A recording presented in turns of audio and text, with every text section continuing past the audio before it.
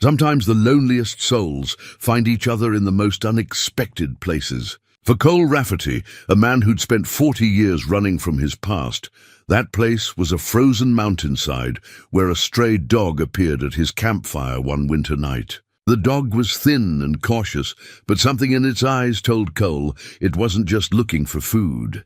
When a fierce blizzard struck, the animal led him through the storm to a hidden cave. Inside wasn't rock and stone, but a metal door that had been waiting decades to be opened. Behind that door lay the truth about his brother's death and secrets from a war that changed everything.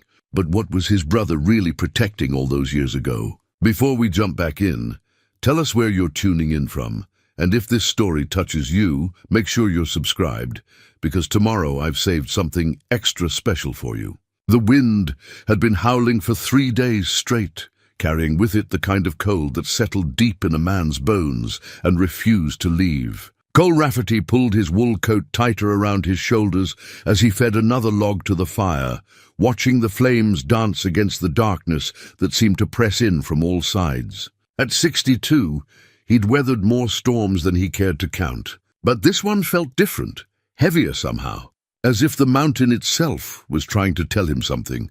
His camp sat in a natural hollow between two granite outcroppings, a shelter he'd discovered years ago when the weight of civilization had become too much to bear. The place had no name on any map, which suited Cole just fine. Names drew attention, and attention brought questions he wasn't ready to answer. Out here, 3 days' hard ride from the nearest town, a man could exist without explanations, without the burden of who he used to be.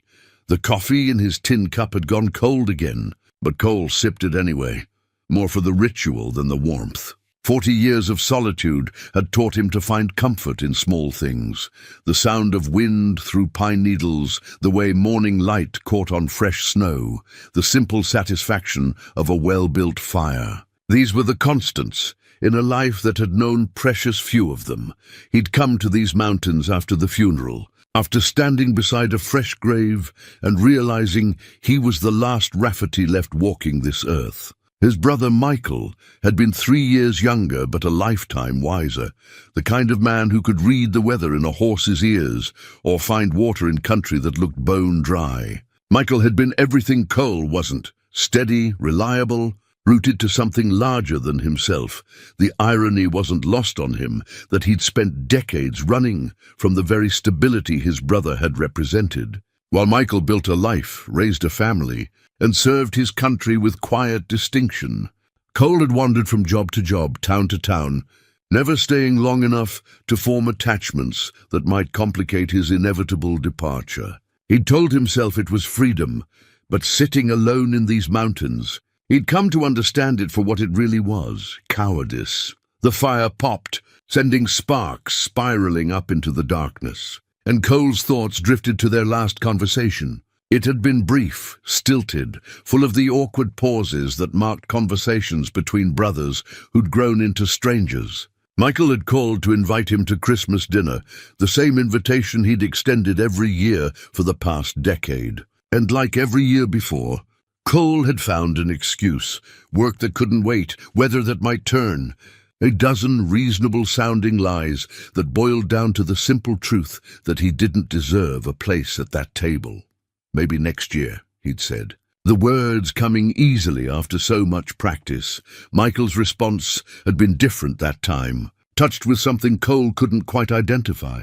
Not hurt, Michael had moved past that years ago, but something deeper, more final. "Sure, Cole, maybe next year." 3 weeks later, Michael was dead. Heart attack while checking on his cattle during a late spring blizzard. He'd been found the next morning, his horse standing patient guard over a man who'd lived every day of his life with purpose and intention. The funeral had been standing room only, filled with neighbors and friends and fellow veterans who spoke of Michael's service, his character, his unwavering dedication to family and community. Cole had stood at the back, feeling like an intruder at the celebration of a life he'd barely been part of. When people asked who he was, he'd simply said he was family from out of state, leaving it at that. Better to be a stranger than to be remembered as the brother who couldn't be bothered to come home for Christmas. After the service, after the condolences and the casseroles and the slow dissolution of a community's grief, Cole had cleaned out Michael's house. His brother's widow, Sarah, had remarried years ago and moved to Oregon with her new husband and the children she'd raised with Michael. She'd been kind but distant, offering Cole first choice of Michael's belongings before the estate sale. Most of it had been ordinary. Furniture, clothes, the accumulated possessions of a life well lived. But in Michael's study, Cole had found something that stopped him cold. A wooden box, locked, with his own name carved into the lid in Michael's careful handwriting. Inside had been letters, dozens of them, each one addressed to Cole and dated over the span of 20 years. Letters that had never been sent. The first few had been simple updates about family life, weather, local news. But as the years progressed, they'd grown more personal, more urgent. Michael had written about their father's death, about Cole's failure to attend the funeral, about holidays spent with an empty chair at the table. He'd written about worry, about wondering if his brother was alive or dead, about the slow acceptance that came with loving someone who couldn't love you back. The last letter had been different, shorter, more direct, dated just 2 months before Michael's death. In it, he'd written about dreams that felt more like memories, about things he'd seen during his military service that didn't make sense, about a responsibility he'd inherited and couldn't explain. The letter had ended with a single line that had haunted Cole ever since. "If something happens to me, the truth is buried where we used to hunt. Follow the old trail to Standing Bear Rock. You'll know what to do." Cole had read that letter 100 times, trying to make sense of it. Michael had always been the practical one, not given to flights of fancy or cryptic messages. But there it was, written in his brother's steady hand, a puzzle that felt like both a gift and a burden.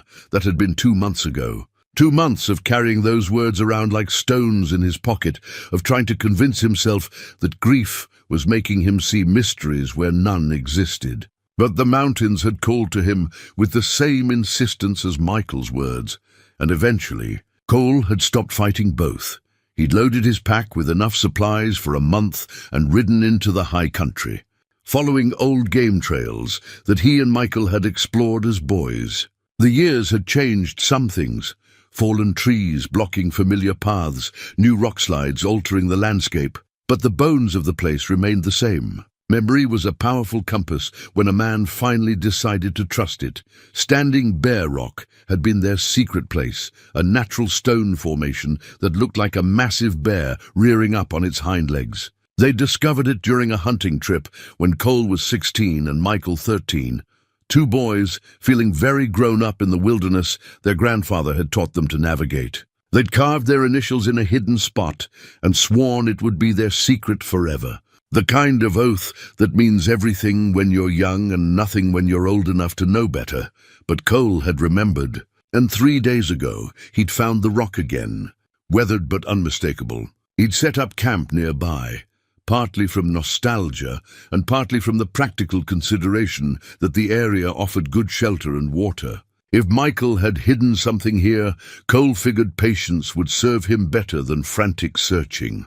The storm had arrived that evening, as if summoned by his presence. Not unusual for this time of year, but fierce enough to pin him down and give him too much time to think. He'd spent the daylight hours exploring the area around Standing Bear Rock, looking for signs of disturbance, for anything that might indicate where Michael had buried his truth. But the mountain kept its secrets, and Cole had begun to wonder if he was chasing ghosts.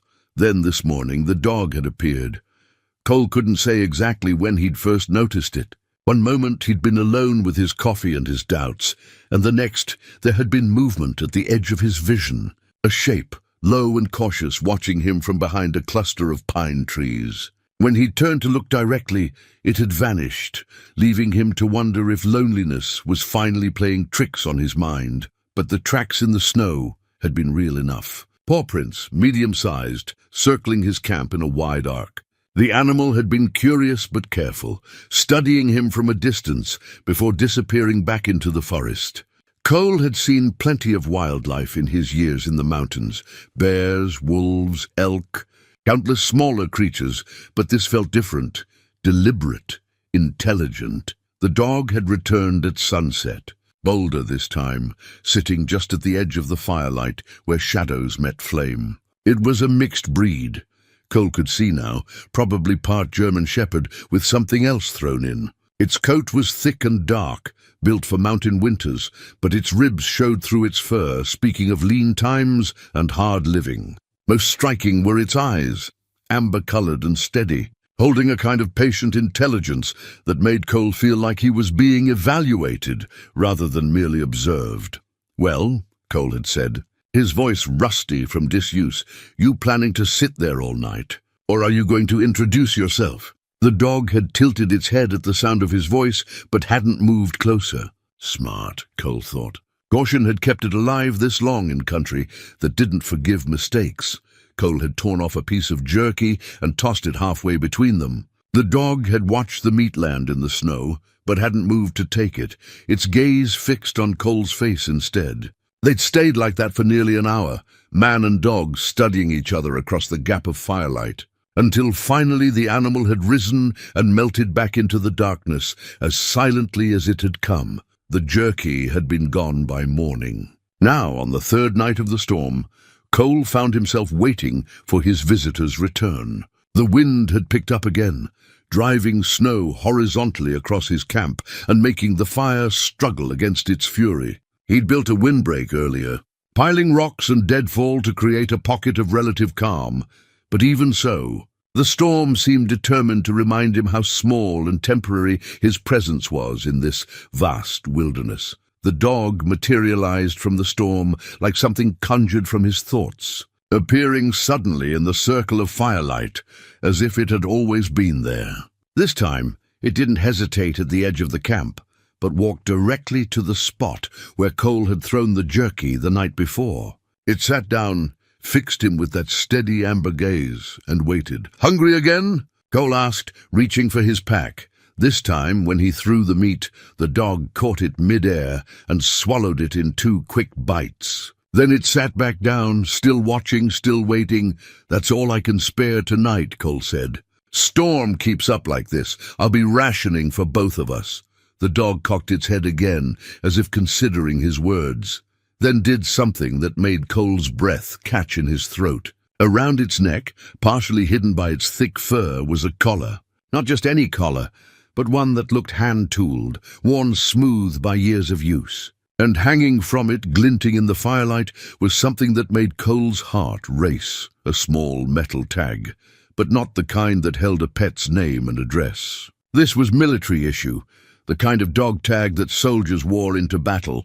Even from across the fire, Cole could see lettering etched into its surface, though he couldn't make out the words. "Where did you get that, boy?" he whispered. The dog stood, shook the snow from its coat, and turned to look out into the storm. For a moment, it stood motionless, as if listening to something Cole couldn't hear. Then it looked back at him, took 3 steps toward the edge of camp, and stopped. It looked back again, then forward, then back to Cole. The message was unmistakable. "Follow me." Cole felt something shift in his chest, a combination of excitement and dread that he hadn't experienced since he was a young man facing uncertain choices. The rational part of his mind catalogued all the reasons why following a stray dog into a blizzard was the height of foolishness. But another part, the part that had been dormant for 40 years, recognized this moment for what it was. The answer to a question he'd been afraid to ask. "All right," he said, standing slowly. "Let's see what you want to show me." He banked the fire, secured his camp as best he could, and pulled on his heaviest coat. The dog waited patiently as he gathered what he'd need: a flashlight, his rifle, rope, the basic tools of mountain survival. When he was ready, it turned and padded into the storm, its dark form barely visible against the swirling snow. Cole followed, his boots crunching through drifts that reached his knees, his face already numb from the wind. The dog moved with purpose, never hesitating at game trails or natural landmarks, as if it knew exactly where it was going. They climbed steadily, working their way up slopes that Cole recognized from boyhood adventures, following a route that skirted the base of Standing Bear Rock. After what felt like hours, but was probably only 20 minutes, the dog stopped. They were on a narrow ledge that Cole remembered, a place where he and Michael had once taken shelter during a sudden summer storm. But something was different. Where there had once been solid rock, there was now an opening. Not a natural cave, but something else entirely. Cole clicked on his flashlight and felt his world tilt on its axis. Set into the mountain face was a door, not wood or stone, but metal, seamless and unmarked except for a small panel at chest height. The surface was dull gray, untouched by rust despite decades of mountain weather, and it fit so perfectly into the rock that it seemed to have grown there. The dog walked up to the door and barked once, a sharp sound that echoed off the surrounding cliffs. There was a soft hiss, like air escaping from a pressurized container, and the door began to move. Not swinging open on hinges, but sliding aside with the whisper-quiet precision of well-maintained machinery. Beyond the threshold lay darkness. But Cole's flashlight revealed the beginning of a corridor that extended into the mountain. The walls were the same grey metal as the door, smooth and featureless, with small lights embedded at regular intervals. The air that flowed out was warmer than the night outside and carried scents that spoke of recycled air and metal and something else, something that reminded Cole of his brother's workshop. The dog looked back at him once, then trotted into the corridor without hesitation. Cole stood at the threshold, flashlight in hand, staring into a mystery that had been waiting 4 decades for him to find it. His brother's words echoed in his memory. "You'll know what to do." Standing there in the storm, with snow swirling around him and the impossible door waiting, Cole realized that Michael had been right. He did know what to do, even if he didn't understand it yet. He stepped through the doorway and into his brother's secret. The corridor stretched ahead of them, bathed in the soft glow of embedded lights that flickered to life as they walked. Cole's flashlight beam danced across walls that looked like nothing he'd ever seen. Not carved stone or poured concrete, but something that seemed to have been shaped from a single piece of metal. The dog trotted ahead with the confidence of familiarity, its nails clicking against a floor that felt solid despite its impossibly smooth surface. Cole's mind reeled as he tried to process what he was seeing. This wasn't some abandoned mine shaft or natural cave formation. This was engineered, built with a precision and technology that didn't belong in these mountains. The air was warm and clean, circulated by systems he couldn't see but could hear humming quietly in the walls. Everything spoke of careful maintenance, of a facility that had been kept operational despite its hidden location. "What the hell were you into, Michael?" he whispered, his voice echoing strangely in the metal corridor. The dog paused and looked back at him, its amber eyes reflecting the artificial light. For a moment, Cole could have sworn he saw something almost human in that gaze, understanding, maybe even sympathy. Then the animal turned and continued deeper into the mountain. They walked for what felt like a quarter-mile, the corridor sloping gently downward and branching occasionally into smaller passages. Cole noted each junction, marking their route in his mind, the way his grandfather had taught him to track game trails. Getting lost in here would be more than inconvenient. It could be fatal. The corridor ended at another door, this one marked with symbols Cole didn't recognize. The dog sat down in front of it and barked once, the same sharp sound that had opened the entrance. There was that familiar hiss of pressurized air, and the door slid aside to reveal a vast chamber that made Cole's breath catch in his throat. The room was enormous, carved from the living rock of the mountain and fitted with the same seamless metal surfaces as the corridor. Banks of equipment lined the walls, screens, control panels, devices whose purpose Cole couldn't begin to guess. But it was what occupied the center of the chamber that made his knees weak. 3 vehicles sat in the middle of the room, each one unlike anything he'd ever seen. They were sleek and angular, about the size of small aircraft, but clearly built for something other than flight. Their surfaces were the same dull grey metal as the walls. and they rested on landing gear that looked more suited to spacecraft than any earthly conveyance. "Jesus Christ," Cole breathed, his voice barely audible. The dog walked calmly to the nearest vehicle and sat down beside it, as if this were the most natural thing in the world. Cole followed slowly, his flashlight beam playing across surfaces that seemed to absorb light rather than reflect it. Up close, he could see that these weren't just vehicles, they were works of art, engineered with a precision that spoke of capabilities far beyond anything he'd thought possible. Movement caught his eye, and he turned to see more lights coming online throughout the chamber. Control panels flickered to life, screens filled with symbols and readouts, and somewhere in the walls, larger systems began to hum with awakening power. It was as if his presence had triggered some kind of automatic startup sequence. A new sound filled the air, mechanical, purposeful, approaching from one of the side passages. Cole raised his rifle instinctively, then lowered it as something emerged from the shadows. It moved on treads rather than legs, about waist-high with multiple arms that ended in various tools and sensors. A maintenance robot, his mind supplied. Though the technology was decades ahead of anything he'd seen, the robot approached without apparent concern for the armed man in its domain. It stopped a few feet away and extended one of its arms, which projected a holographic image into the air between them. And Cole nearly dropped his rifle as his brother's face materialized in front of him, solid and real as life.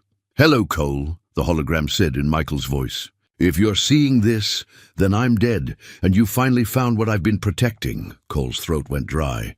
The image was perfect. Not just Michael's face, but his mannerisms. The way he tilted his head when he was thinking, the small scar above his left eyebrow from a childhood accident. This wasn't just a recording. It was somehow more than that. "I know you have questions," the hologram continued. Hell, I had the same ones when I first stumbled into this place 30 years ago. But before I explain anything, you need to understand what's at stake here." The image gestured, and the view expanded to show the chamber around them. "What you're looking at is a monitoring station, one of 12 scattered across North America. They were built in 1947, after something happened in New Mexico that changed everything. Not what the newspapers reported. That was just a cover story. What really happened was first contact." Cole's legs finally gave out, and he sat down hard on the metal floor. First contact. The words hung in the air like a physical thing, reshaping everything he thought he knew about the world. The visitors weren't hostile, Michael's image went on. They were refugees, fleeing something that was hunting them across the galaxy.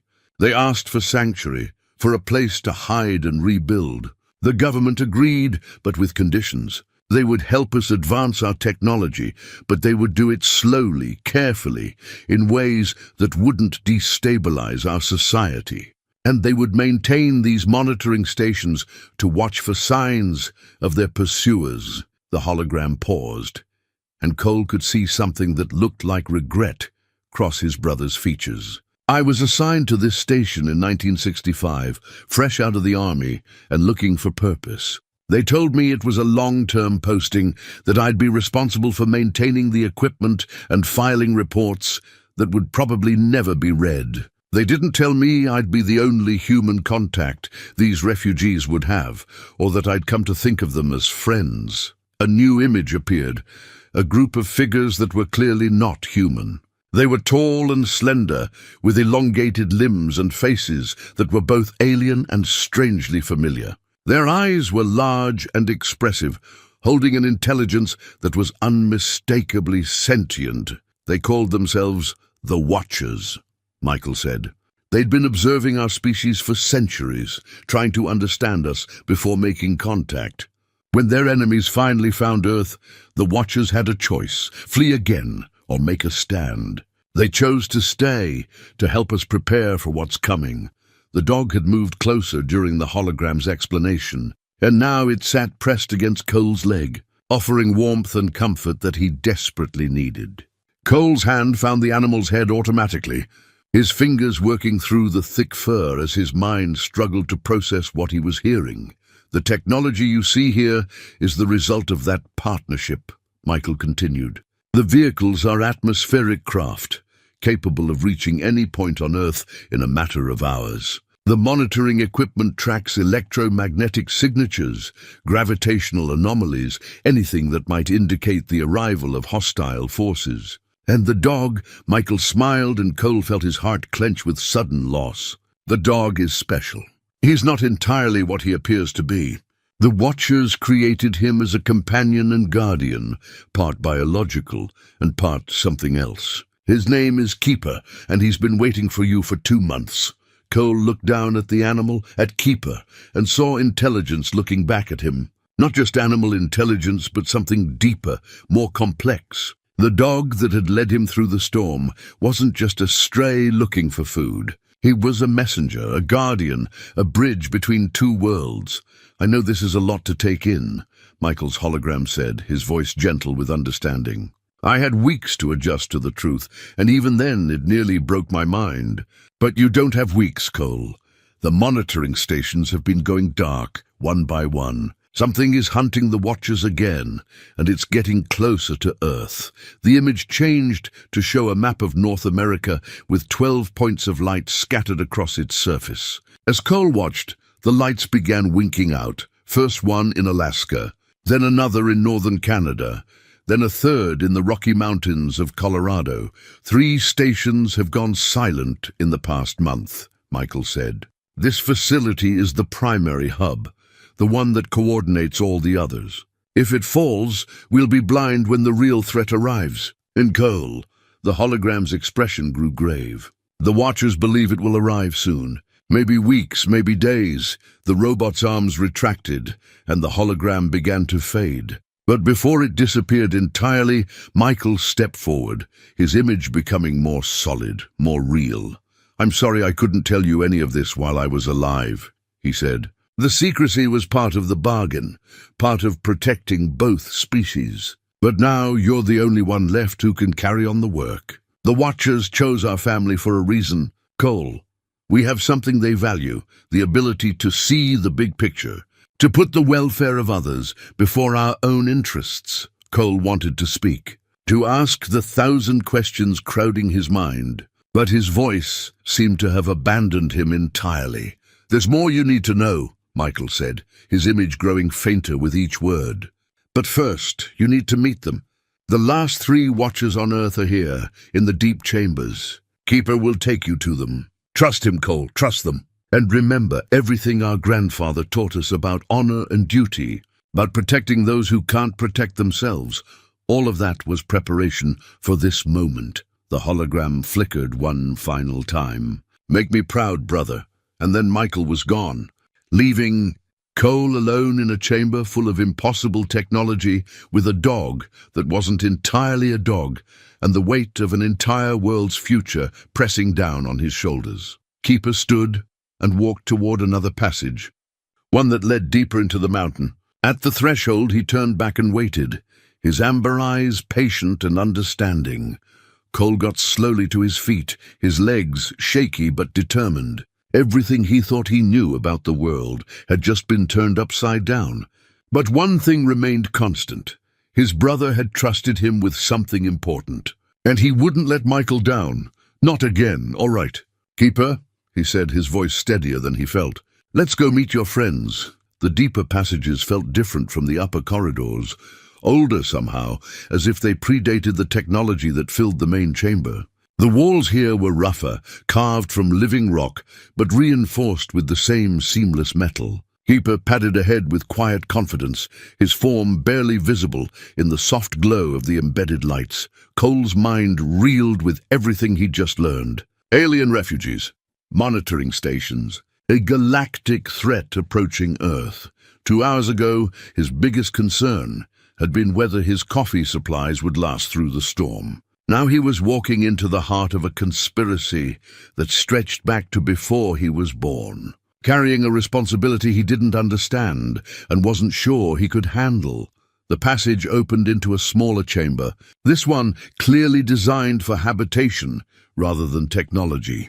The space was circular, with alcoves carved into the walls that held what looked like sleeping areas. The ceiling was domed and covered with a projection of stars, not Earth's night sky, but something alien and beautiful. 3 figures stood waiting in the center of the room, and Cole's breath caught as he got his first clear look at the watchers. They were tall, as Michael had said, perhaps 7 feet in height, but so slender they seemed almost fragile. Their skin was pale, with a faint luminescence that reminded Cole of moonlight on water. Their faces were elongated, with large eyes that held depths of intelligence and sadness that spoke of losses beyond human comprehension.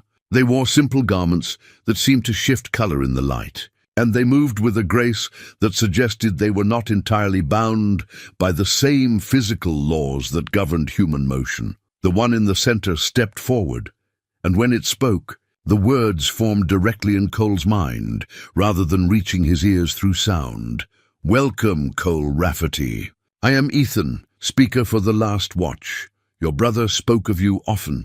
Cole's hand tightened on his rifle, though he made no move to raise it. The sensation of thoughts that weren't his own entering his mind was deeply unsettling, like having someone rearrange furniture in a room he'd lived in all his life. "You're reading my mind," he said aloud, surprised that his voice worked at all. "Not reading, communicating.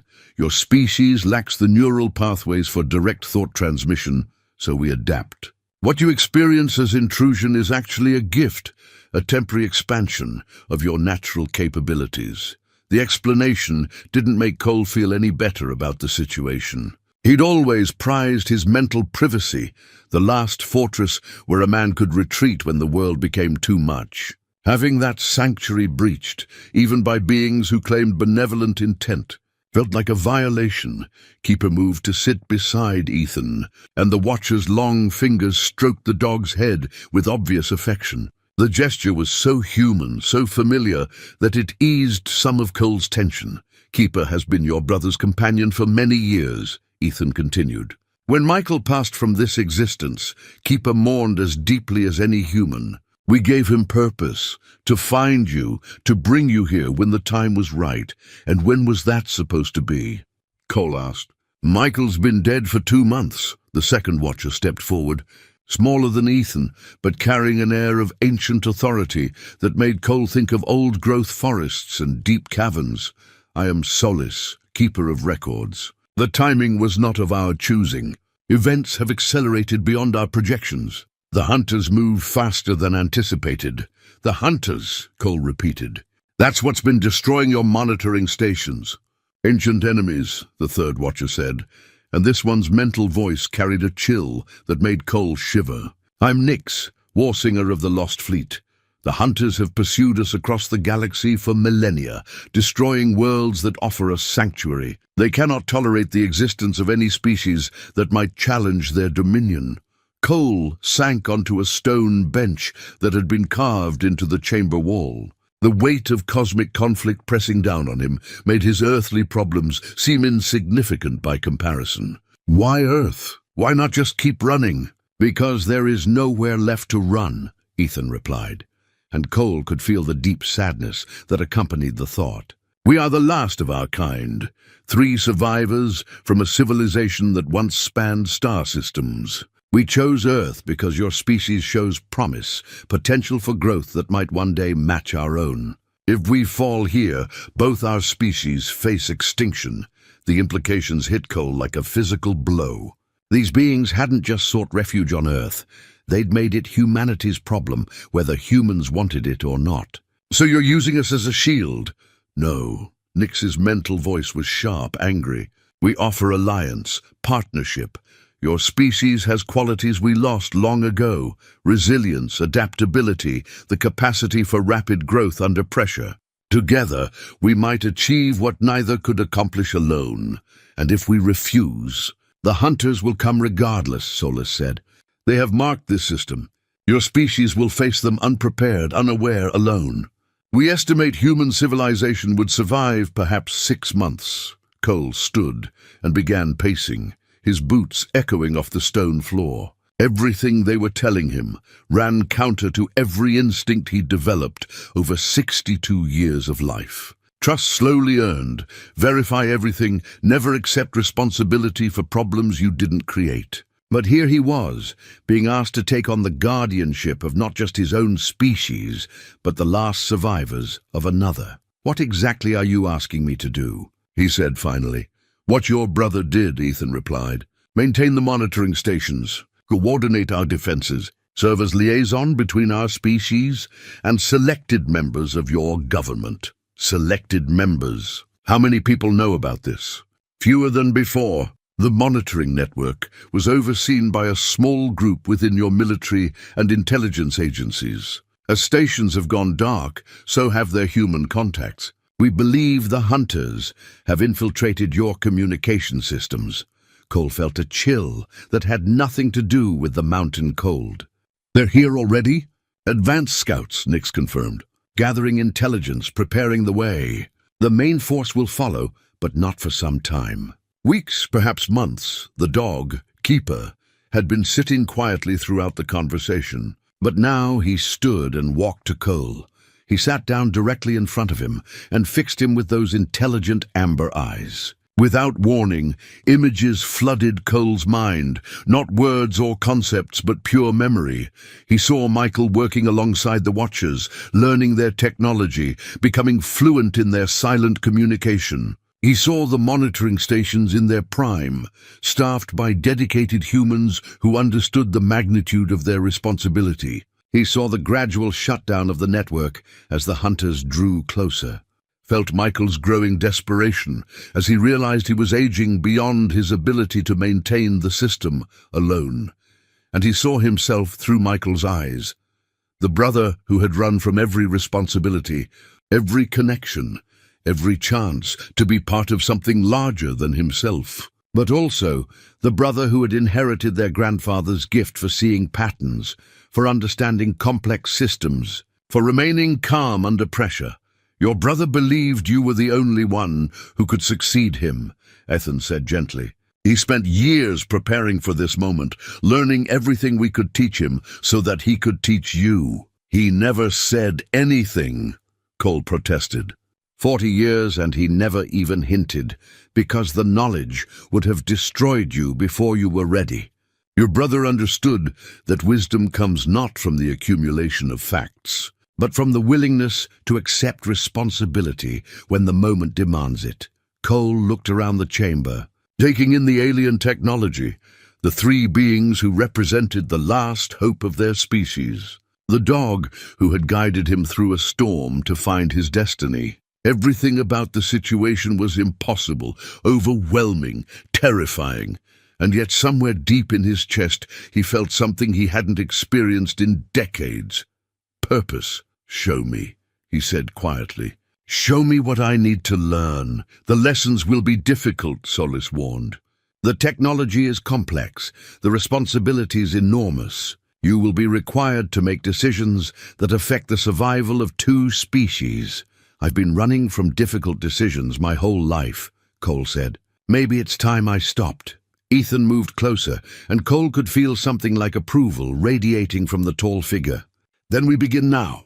Time grows short, and there is much to learn."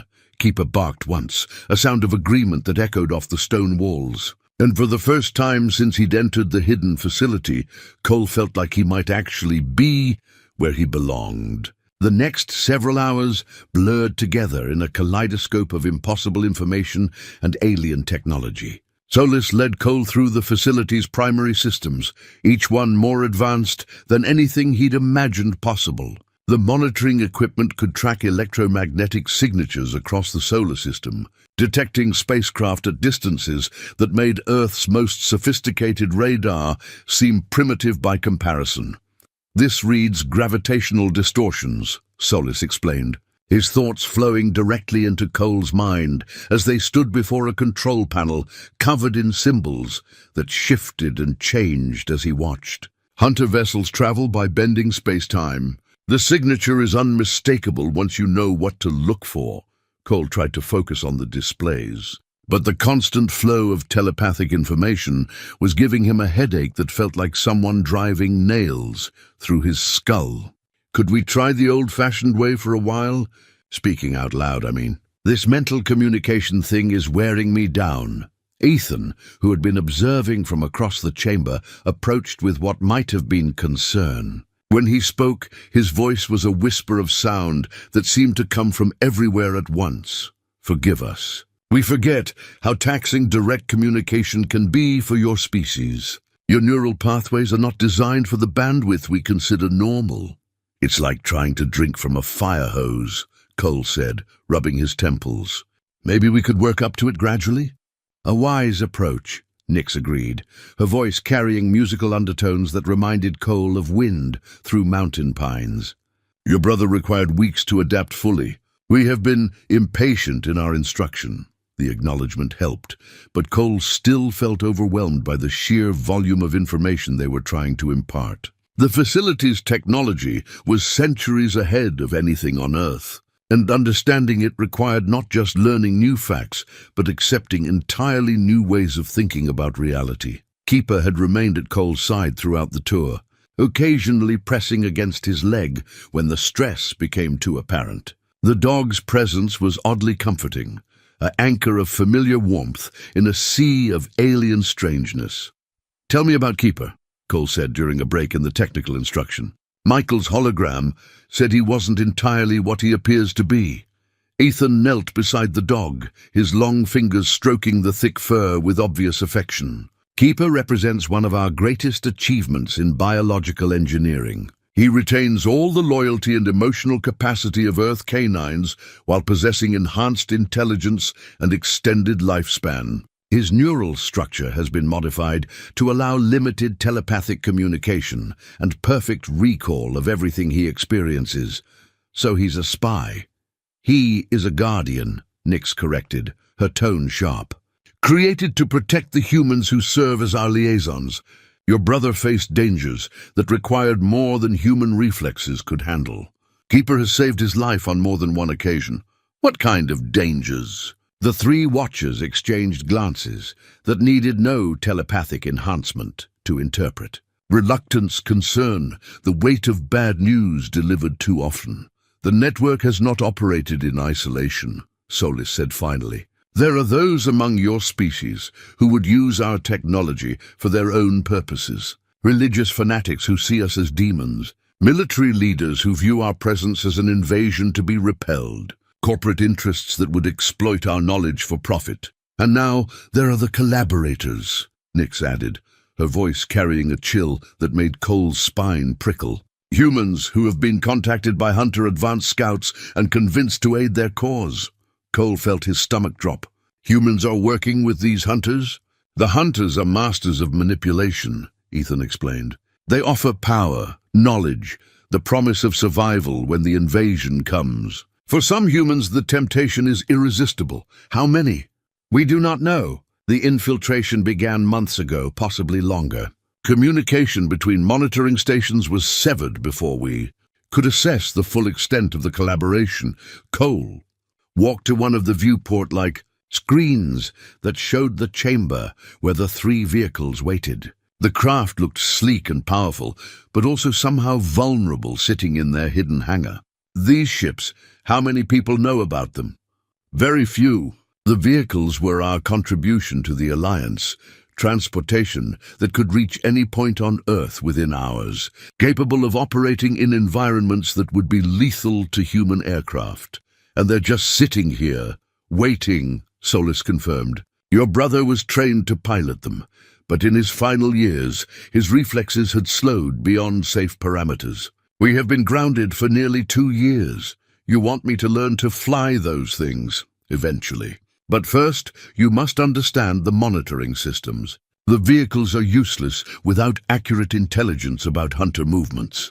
Cole turned back to the control panel Solis had been explaining. Its alien symbols still shifting and flowing in patterns that hurt his eyes to follow. How long do we have? Before the main Hunter force arrives, I mean. The advanced scouts have been probing your planet's defenses for approximately 6 months, Nick said.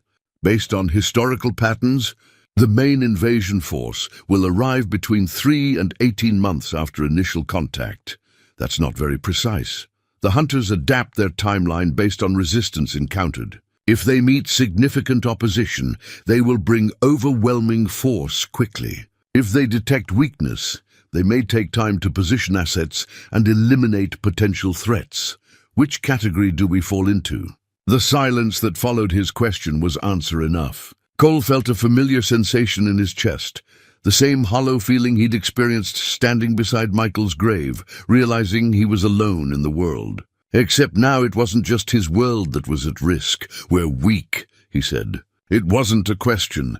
You are unprepared," Ethan corrected gently. "There is a difference. Your species possesses remarkable adaptability when faced with existential threats. The question is whether we can provide enough preparation in the time remaining." Keeper barked once and trotted toward a section of the chamber Cole hadn't noticed before. The dog sat down beside what looked like a meditation area, cushions arranged in a circle around a small pool of water that seemed to glow with its own light. "He suggests we begin with the fundamentals," Solis said, "interpreting Keeper's behavior. Direct interface with our memory banks will allow you to absorb decades of accumulated knowledge in a matter of hours. More telepathic communication? Different. This is passive absorption rather than active exchange. Like reading, but faster and more comprehensive." Cole looked at the peaceful setting, then back at the incomprehensible control panels. Everything in him wanted to retreat, to return to the simple life of mountain solitude he'd known just hours before. But Michael's words echoed in his memory, and he thought about the weight his brother had carried alone for so many years. What are the risks? Information overload, temporary disorientation. In rare cases, permanent psychological damage. And if I don't do it... We face the hunters blind and unprepared. Cole walked to the meditation area and settled onto one of the cushions. The water in the pool seemed to pulse with gentle rhythm, like a heartbeat made visible. "What do I need to do?" Ethan joined him in the circle, placing one long-fingered hand on Cole's shoulder. "Simply relax. Allow your mind to open to the knowledge we offer. Trust in your ability to process what you receive, and if I can't handle it, then Keeper will guide you back to consciousness, and we will try a slower approach." The dog settled beside Cole, warm and solid against his leg. For a moment, Cole allowed himself to remember what his life had been like just days ago. Quiet, simple, free of cosmic responsibility. Then he thought about Michael, about 40 years of running from connection and purpose, about the chance to finally be part of something larger than his own solitude. "All right," he said. "Let's see what my brain can handle." Ethan's touch grew warmer, and the light from the pool seemed to expand, surrounding Cole in a gentle glow that felt like summer sunshine. As consciousness began to slip away, replaced by something vast and alien and full of impossible knowledge, Cole's last coherent thought was a prayer to whatever force had guided him to this moment. "Let me be strong enough. Let me be worthy of what Michael believed I could become." Then the universe opened its memory banks, and Cole Rafferty ceased to exist as anything but a vessel for learning. Cole awoke to the sensation of drowning in starlight. Memories that weren't his own cascaded through his consciousness, images of worlds he'd never seen, technologies beyond human comprehension, the rise and fall of civilizations across the galaxy.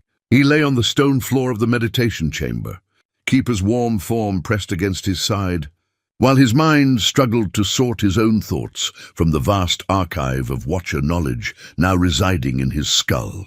"Easy," Ethan's voice said, though the Watcher remained seated across the circle. "The integration process takes time. Do not try to access everything at once." Cole sat up slowly, his head spinning with the effort.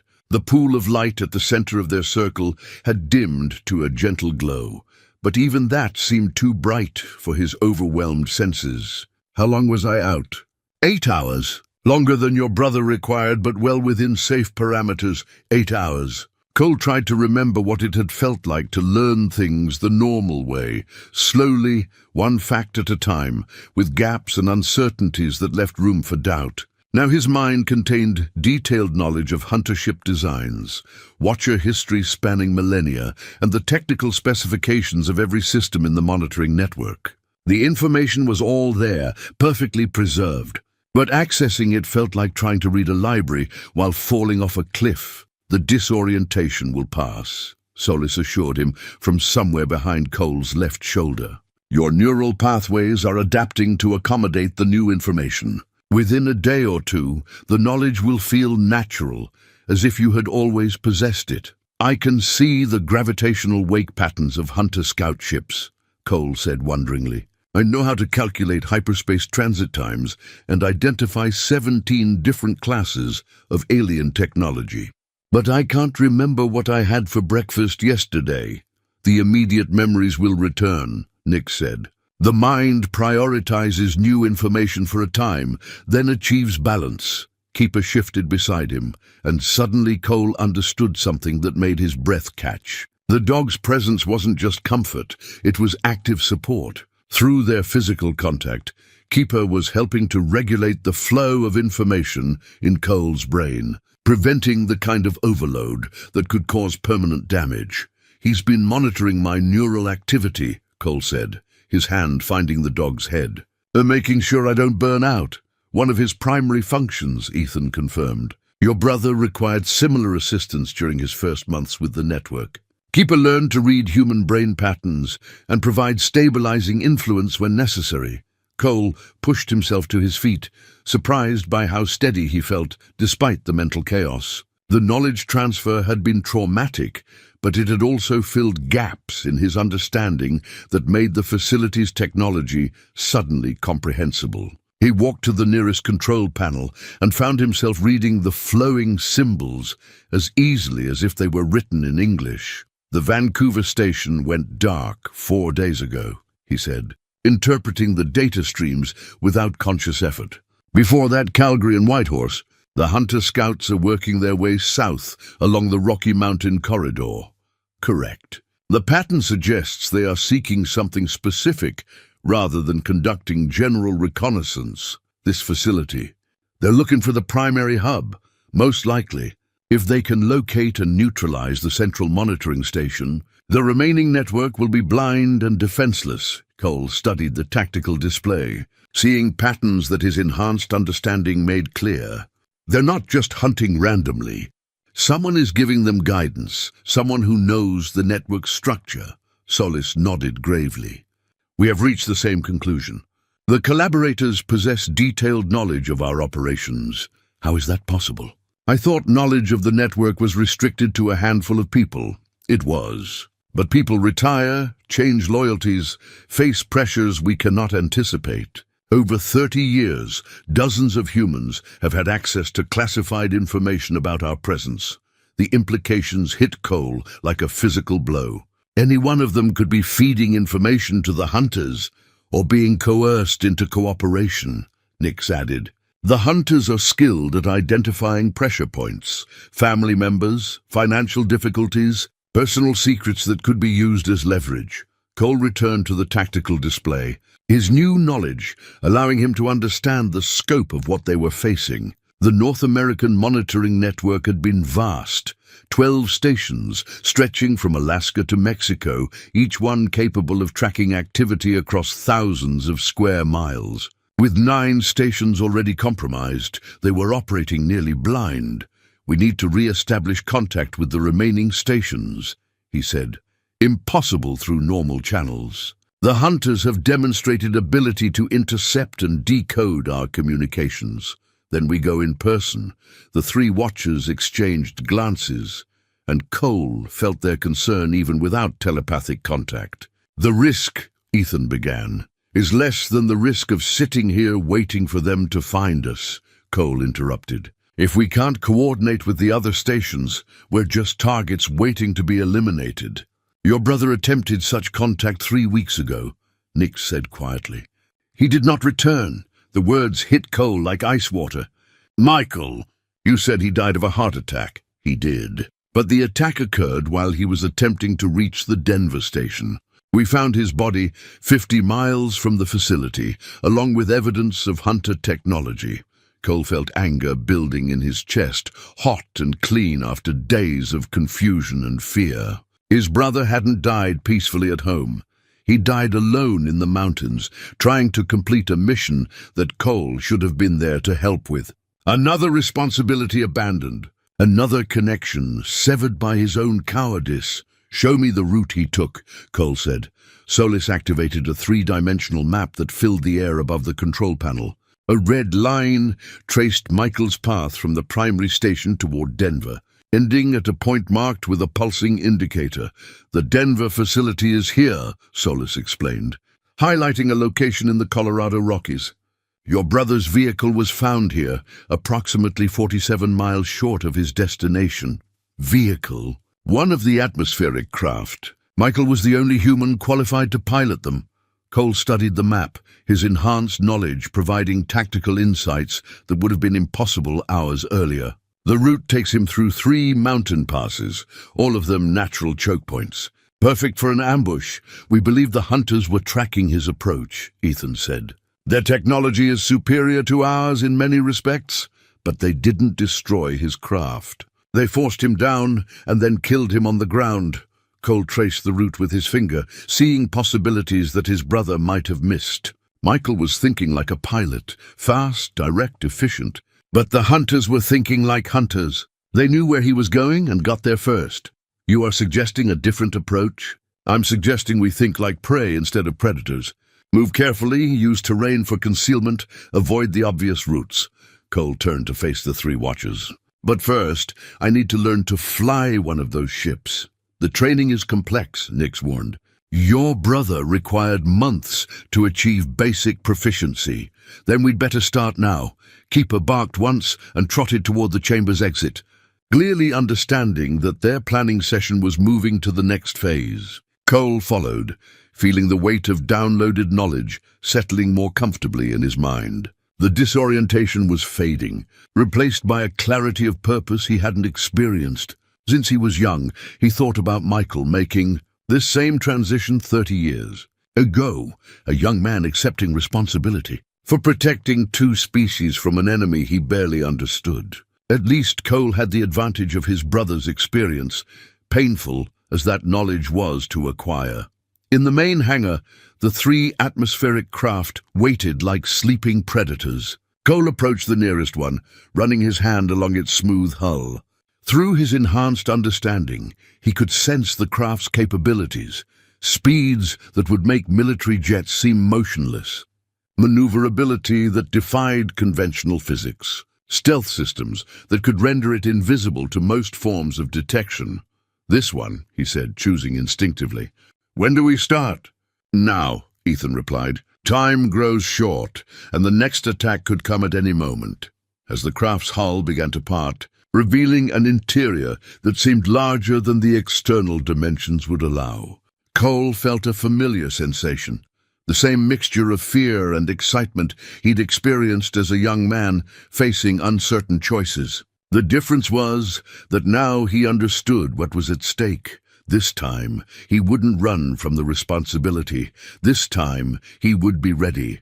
The interior of the atmospheric craft defied every assumption Cole had about aircraft design. There were no traditional controls, no joystick, no instrument panel filled with gauges and switches. Instead, he found himself in a circular chamber with a single seat at the center, surrounded by surfaces that seemed to flow and shift like liquid metal. When he settled into the pilot's chair, the walls came alive with displays that responded to his presence, showing views of the hangar from angles that suggested the craft possessed sensory capabilities far beyond simple cameras. "The interface is bioneural," Ethan explained, standing beside the craft as its systems activated. "The ship reads your intentions and translates them into action. Physical controls are unnecessary, so I just think about where I want to go, and it takes me there. The process is more complex than that.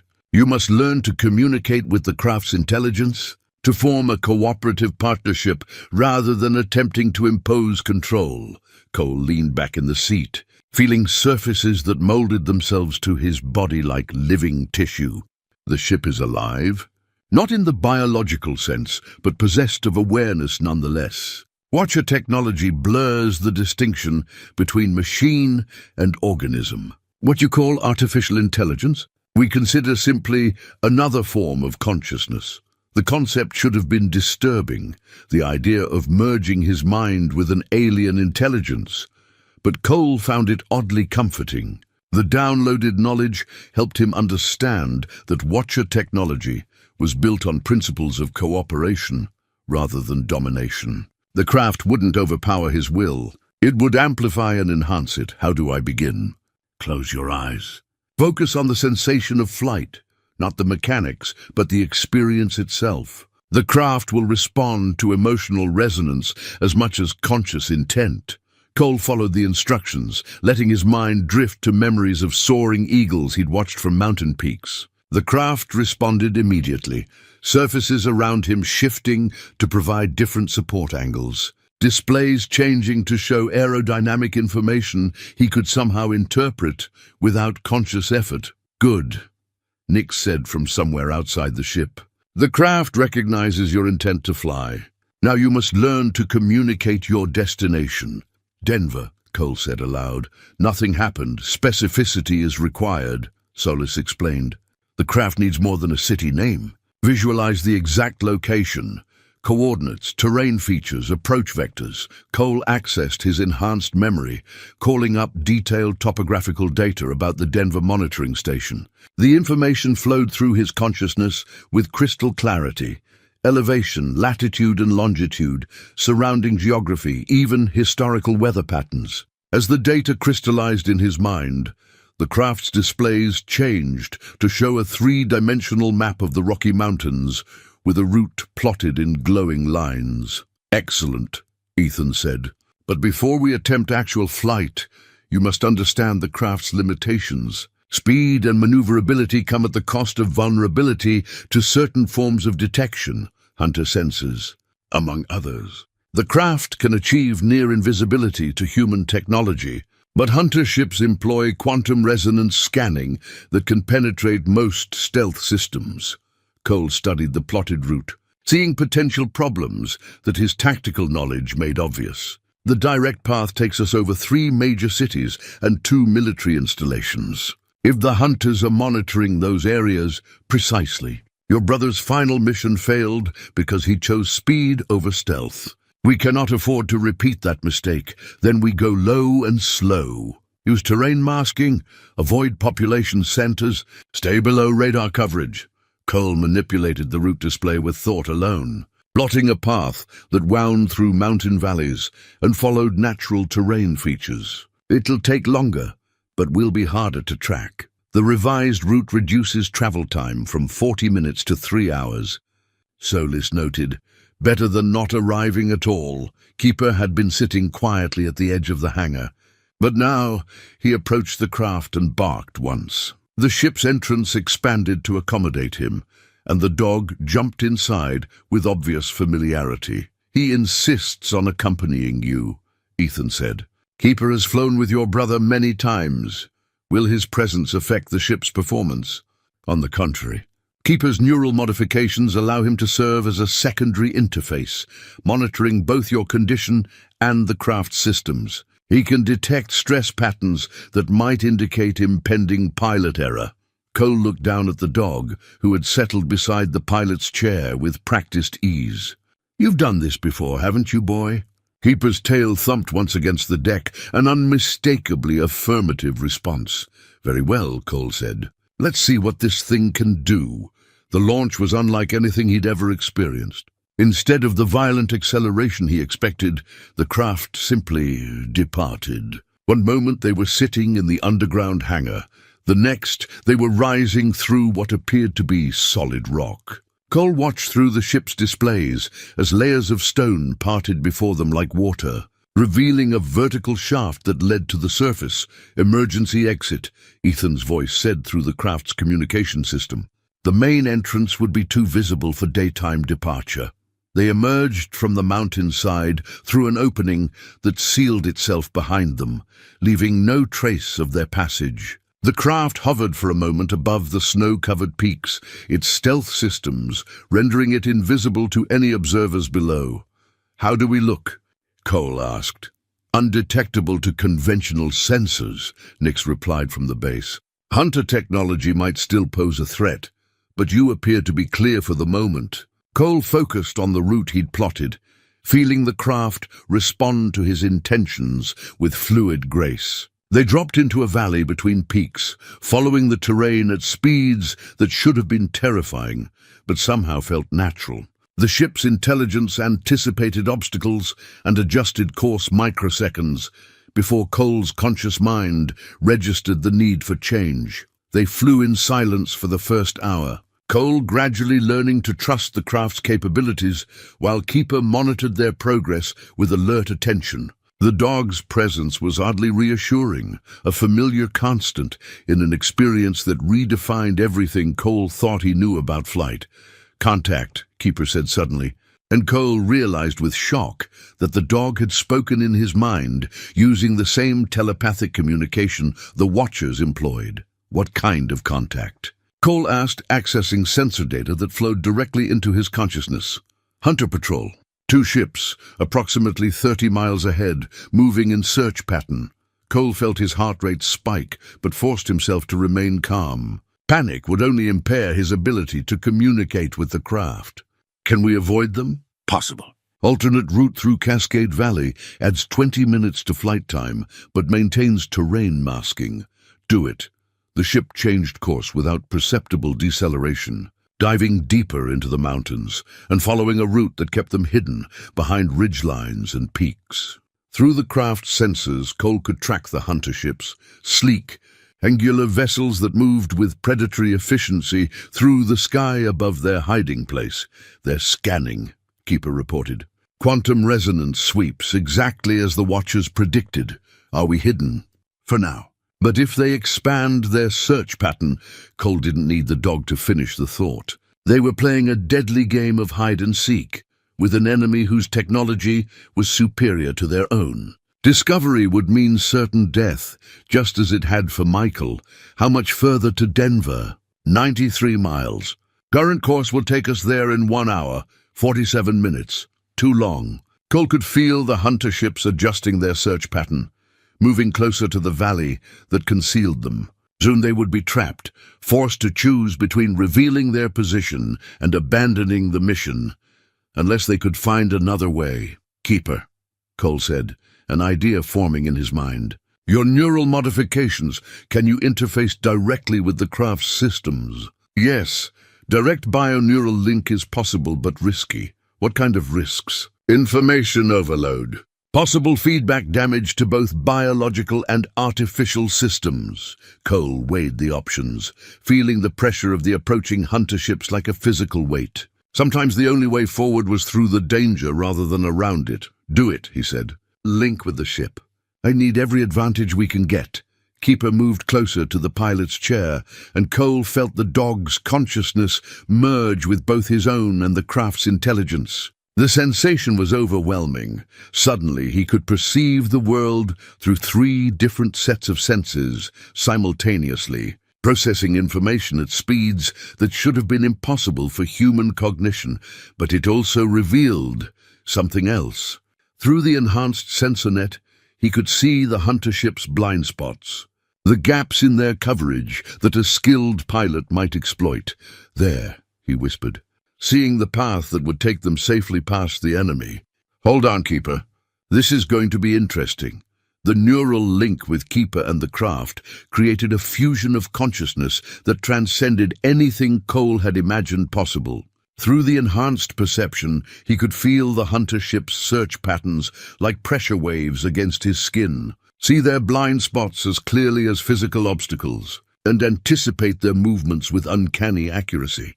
The craft responded to his intentions before he fully formed them, dancing through the mountain valleys with impossible grace. They slipped past the hunter patrol using a route that took them within 200 yards of the enemy vessels, close enough that Cole could see details of their construction through the craft's sensors. The hunter ships were beautiful in their own alien way, all flowing curves and organic lines that suggested they had been grown rather than built. But there was something predatory about their design, a sense of contained violence that made Cole's skin crawl. "Clear," Keeper reported as they emerged from the danger zone. Hunter ships continuing search pattern to the east. Cole allowed himself a moment of relief, but it was short-lived. Through their shared consciousness, he could feel the strain the neural link was placing on Keeper. The dog's enhanced brain was working at its absolute limits to process the multiple data streams, and Cole knew they couldn't maintain the connection much longer without risking permanent damage to all three participants. "How much further?" he asked. 26 miles. 11 minutes at current speed. They crested a ridge, and the Denver monitoring station came into view through the craft's displays. Cole's relief immediately turned to alarm. The facility looked nothing like the hidden installation he'd left behind in Montana, where there should have been carefully concealed entrances and subtle signs of technology. He saw obvious signs of excavation and construction. Heavy machinery sat abandoned around what appeared to be a massive dig site, and the entire area was littered with debris. "That's not right," Cole said, bringing the craft to a hover behind a rock formation. "The station is supposed to be hidden." "Something is wrong," Keeper agreed, his mental voice strained with the effort of maintaining the neural link. "The facility has been exposed, deliberately revealed." Cole studied the scene below, his enhanced tactical knowledge raising alarm bells. "It's a trap. Someone wanted us to come here. We should leave immediately," Keeper urged. "This position is indefensible." But something nagged at Cole's consciousness, a detail that didn't fit the trap scenario. Among the abandoned equipment, he could see what looked like a hastily constructed shelter, and near it, a figure moving with the careful deliberation of someone trying to remain hidden. "There's someone down there," he said. "A survivor, hunter prisoner, bait for the trap, maybe, or maybe someone who escaped and is waiting for rescue." Cole made a decision that he knew was probably foolish but felt necessary. "I'm going down for a closer look." Inadvisable.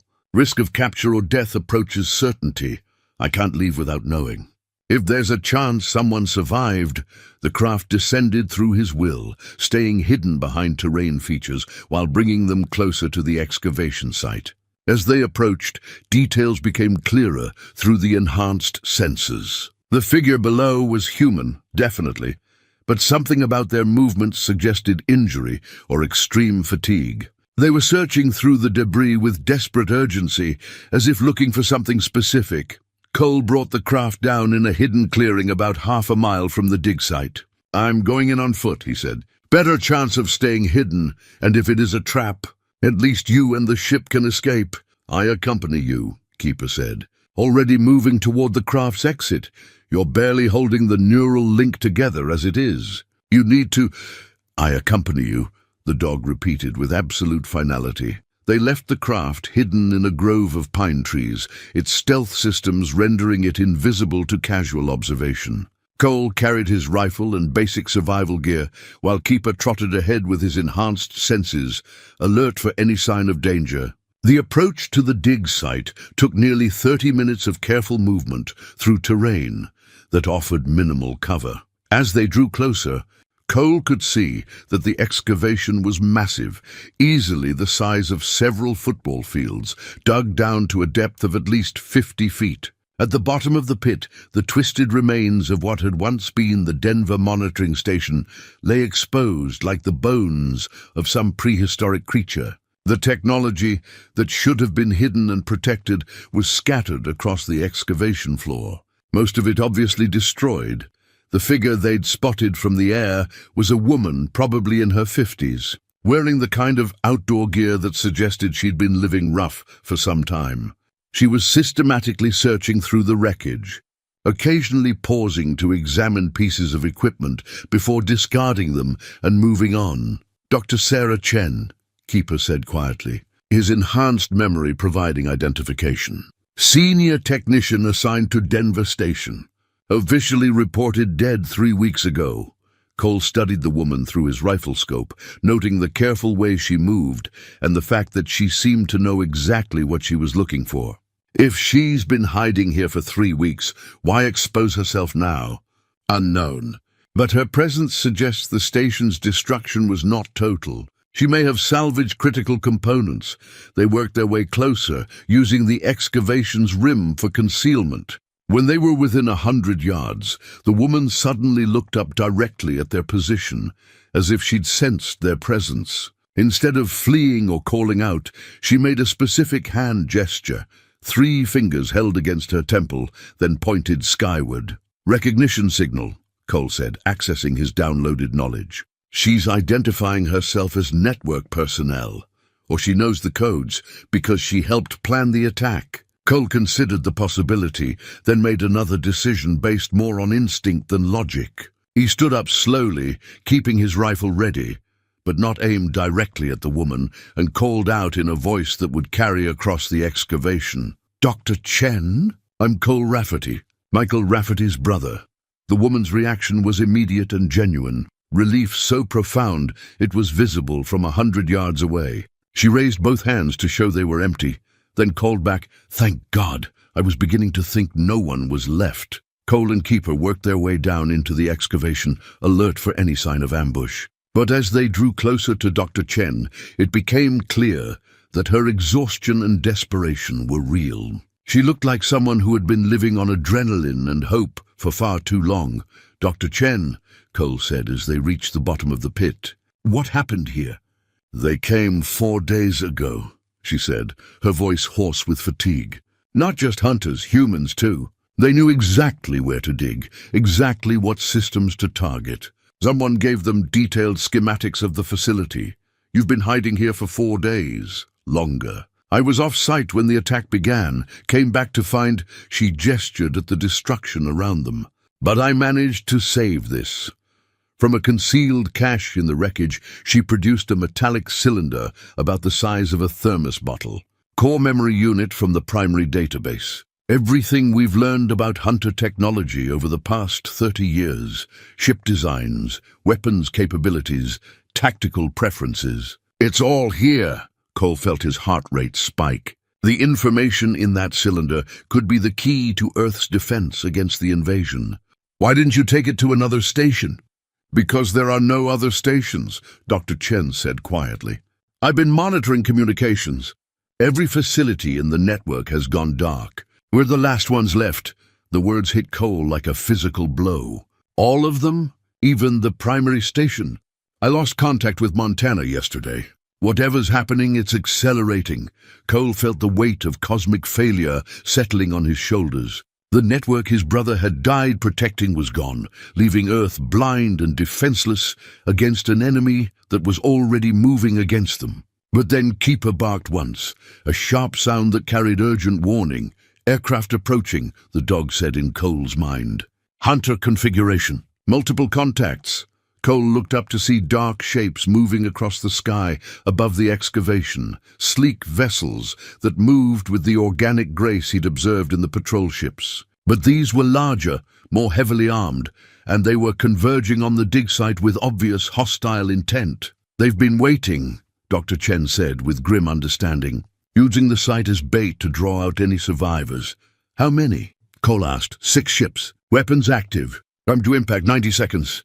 Cole's mind raced through possibilities, all of them bad. They were trapped in an open excavation with no cover and no way to reach their hidden craft before the hunter ships arrived. The tactical situation was hopeless, the kind of scenario that military planners called a no-win situation. But as he watched the approaching ships, Cole remembered something from the downloaded knowledge, a detail about hunter psychology that might offer the slimmest chance of survival. "Dr. Chen," he said urgently, "that memory core, does it contain information about hunter command structures?" "Everything we know about their military organization, yes. Then we might have one chance. Hunters respect individual combat prowess. If we can make them see us as worthy opponents rather than simple prey, you want to challenge them to single combat." Dr. Chen stared at him as if he'd lost his mind. "I want to buy us time to get to the ship. Keeper, can you relay a message to the incoming craft? Communication possible through universal protocols, but hunter response unpredictable. Sometimes unpredictable is better than certainly dead. Cole looked up at the approaching ships, now close enough that he could hear the whisper of their alien engines. Tell them that the guardian of the Montana station challenges their strongest warrior to honorable combat. Winner takes the memory core and the lives of the defeated. Cole, Dr. Chen said urgently, you don't understand. These aren't honorable soldiers. They're executioners. Maybe, but right now they're our only hope. Keeper transmitted the challenge, and for a moment the approaching ships slowed their attack approach. Cole could almost feel alien minds considering his proposal, weighing the entertainment value of single combat against the efficiency of simple extermination. Then, one of the ships separated from the group and descended toward the excavation floor, its weapons powered down but not withdrawn. A hatch opened in its hull, and something emerged that made Cole's blood run cold. The hunter warrior stood nearly 8 feet tall, its body covered in what looked like living armor that shifted and flowed like liquid metal. Its face was hidden behind a mask that somehow conveyed both intelligence and predatory hunger. And it carried weapons that seemed to bend light around their edges. Challenge accepted. Human, it said in a voice like grinding stone. Prepare to die with honor.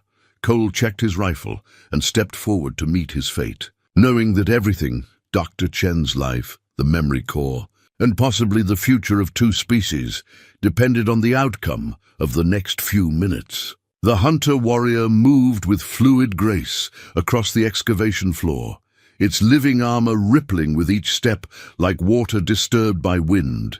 Cole had faced dangerous men before, drunks with knives, desperate criminals with nothing to lose, even a few genuine killers during his younger, wilder years. But this was something entirely different. The alien predator radiated competence and lethal intent in equal measure, and Cole could feel his human instinct screaming at him to run. Instead, he stepped forward to meet his opponent, rifle ready, but pointed at the ground in a gesture of respect for the formal combat he'd initiated. The other hunter ships had taken positions around the rim of the excavation, their crews no doubt eager to witness what they probably considered an amusing execution. Cole tried not to think about what would happen to Dr. Chen and Keeper if he failed. You are the one called Guardian? The hunter asked, its voice carrying harmonics that suggested multiple vocal cords working in concert. You claim responsibility for the Montana facility? I do. Cole's voice sounded steadier than he felt. And you are? Zephron, blade singer of the third Talon, harvester of 100 worlds. The alien tilted its head in what might have been a bow. Your challenge shows courage, human. It will make your death more satisfying. The terms, Cole said, trying to project confidence he didn't feel. Single combat, winner takes all. Your word of honor that my companions will be spared if I fall, agreed. Though spared may not mean what you hope. They will live long enough to witness the fate of your species. The hunter's weapons were unlike anything Cole had ever seen.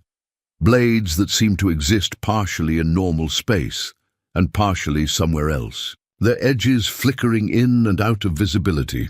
When Zephron moved them through practice forms, they left trails of distorted light that hurt to look at directly.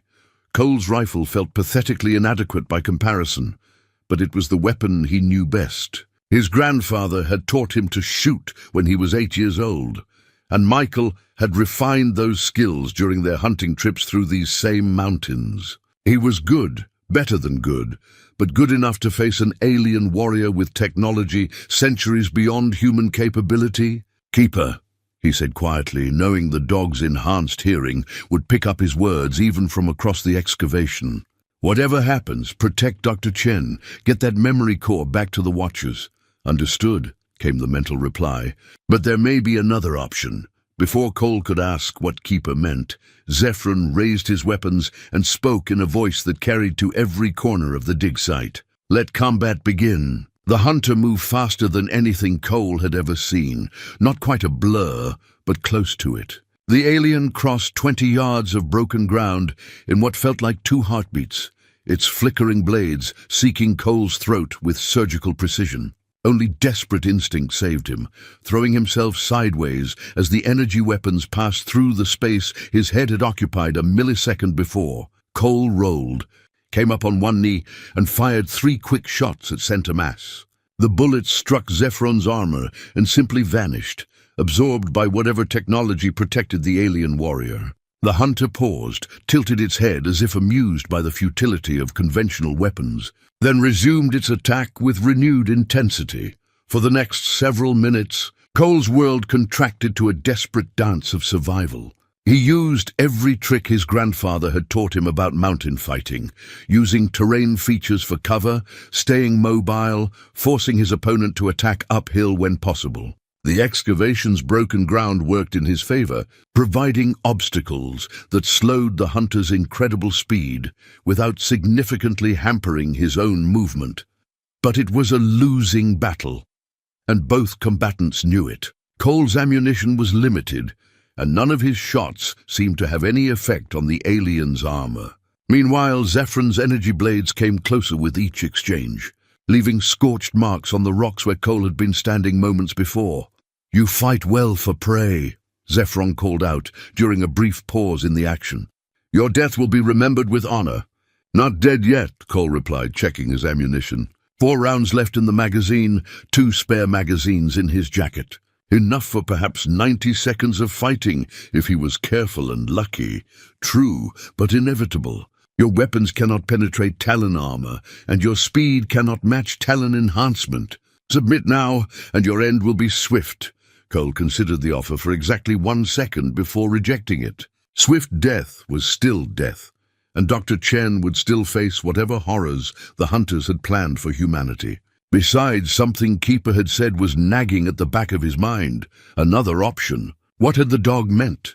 The answer came as Cole dodged another attack, his enhanced memory finally accessing the relevant information from the downloaded Watcher knowledge. Hunter armor, for all its advanced technology, had one critical vulnerability. It was designed to protect against energy weapons and projectile impacts, but it relied on the warrior's natural reflexes to avoid environmental hazards.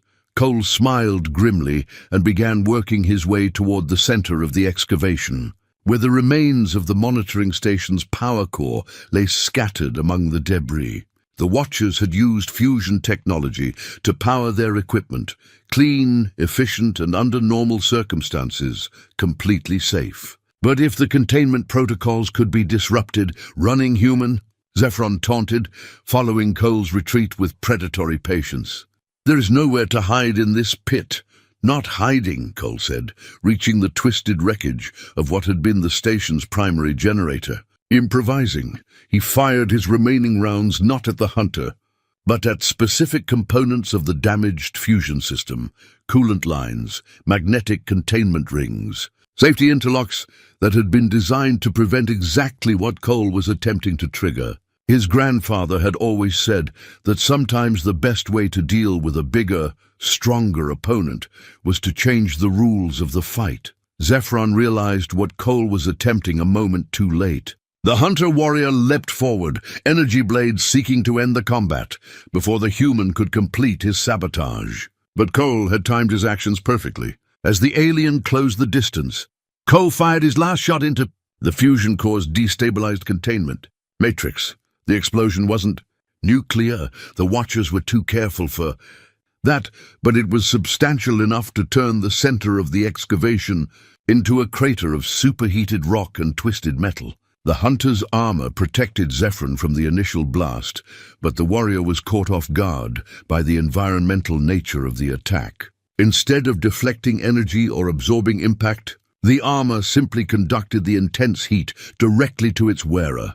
Zephron screamed, a sound like tearing metal that echoed off the excavation walls, and stumbled backward, his living armor now working against him as it became a conductor for temperatures that would have instantly killed an unprotected human. The hunter-warrior had perhaps 10 seconds before the heat overwhelmed even his enhanced physiology.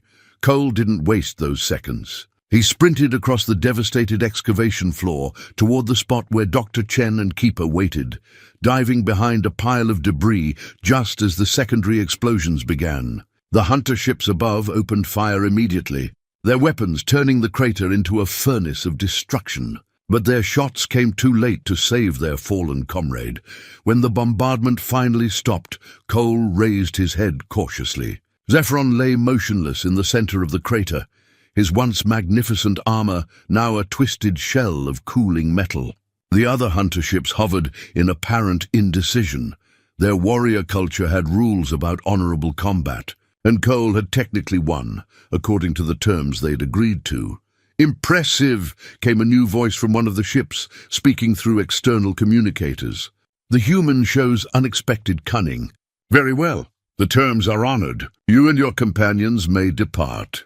Cole didn't trust the alien's word for a moment, but he also knew they had perhaps minutes before the hunters decided that honoring their agreement was less important than eliminating witnesses.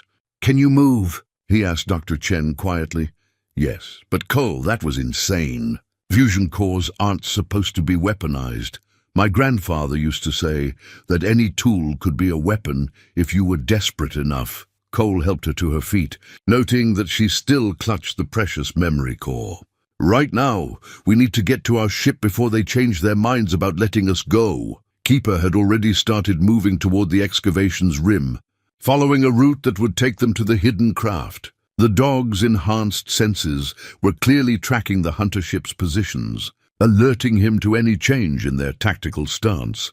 As they climbed out of the dig site, Cole felt a mixture of triumph and terror that made his hands shake. He'd won the fight, but barely, and only through desperate improvisation rather than superior skill. The hunter-warrior had been toying with him for most of the combat. If Zephron had taken the challenge seriously from the beginning, Cole would have died in the first exchange.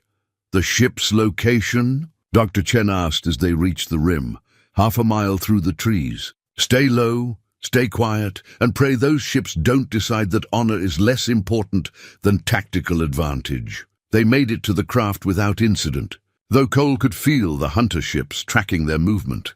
The aliens were keeping their word, but just barely. As soon as they were aboard and the craft's stealth systems activated, Cole felt some of the tension leave his shoulders. "Destination?" Keeper asked as the ship lifted off.